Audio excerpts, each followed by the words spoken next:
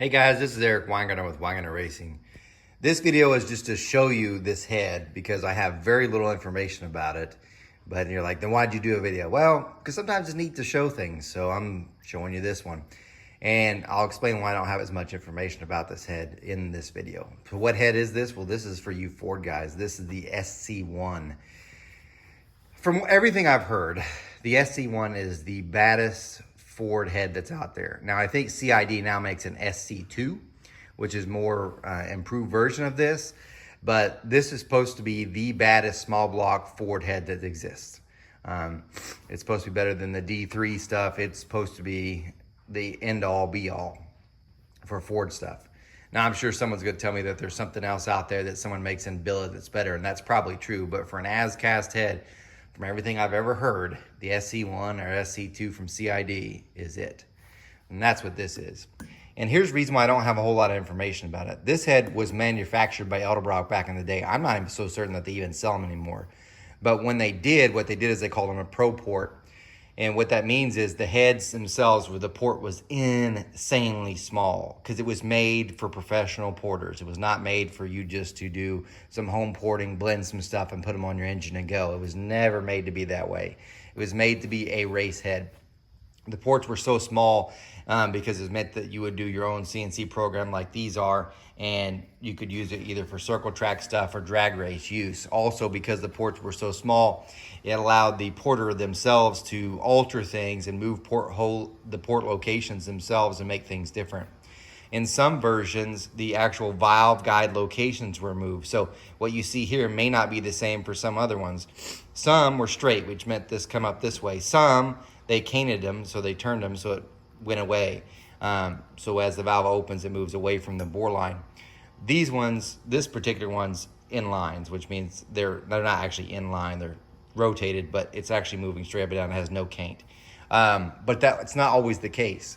Because that is Pro Porter, really it depended on who the porter was to what the actual specs for the heads are. And that's why I don't have a whole lot of information even on these. I can't tell you the valve size. I can't tell you the seat angle. I can't even do any of that. Because of that, since I don't know what the valve size is, seat angle, any of that, I can't even flow it. I can tell you this one was made, I'm turning my camera upside down, by Chapman.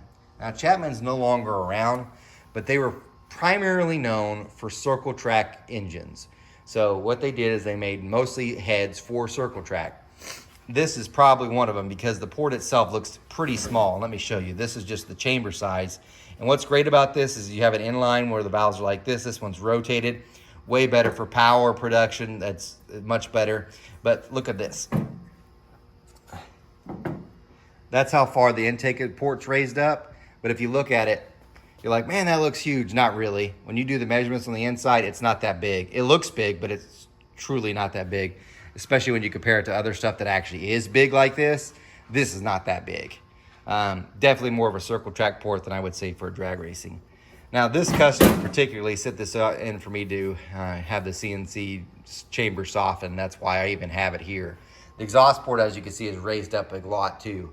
This is a pretty trick thing as far as the heads go. But like I say, there's so many variations that I can't even tell you any of the stuff about it just because there's too many out there that exist that are so different. So you could tell this one's got a plug, which makes me think it might have even gone on to Cleveland or could have gone on to Cleveland. And maybe that was the idea from Edelbrock, that you could use it either way. So you could, sorry about my nose, you could either use it for a Cleveland or a Windsor block. I don't know. But this head itself is really, really trick. And a lot of stuff has been done. I know several people even moved the whole port itself, like up or down, closer to the cylinder wall, turned it, everything.